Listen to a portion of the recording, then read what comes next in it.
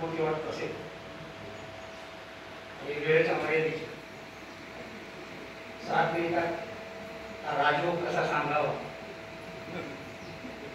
मी व्यासपीठाच्या परवानगीने 2 मिनिट जास्त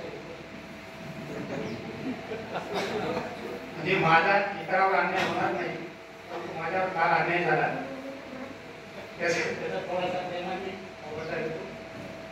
त्याचं कारण येते की मला त्यांनी शेवटचं मी इथं वाटामध्ये बसायला मागणार काहीतरी मागितलं पाहिजे याच्यासाठी मी इथं उभा राहिलो. कारण मी काल माझा नंबर आला म्हणून एक पाठ खांद्यावरती शेला टाकून तयार होतो.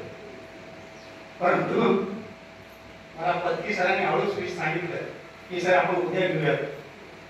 मला वाटलं पत्कीच्या रूपात माऊलीच माझ्याकडे आहे आणि माऊलींनी सांगितलंय की अहो आता सगळेजण वेगळं राहिले सगळ्याला घरी जायची वेळ झाली मला बसायला मागायचं परत पैशू मागा ना. आणि आता त्यांना सांगितलं की माझी काही हरकत नाही पण निवृत्ती दादाची परवानगी आहे म्हणजे दादाची परवानगी आहे आणि त्यांनी परवानगी काही हरकत नाही मी उद्या बोलतो. आणि त्यांनी सांगितलं की काही हरकत नाही उद्या आणि माझा फार मोठा फायदा हा झाला की इतर सर्व जे परिसंवादातले वक्ते ज्ञानवंत आहेत यांच्या समोर लेखक बसले होते.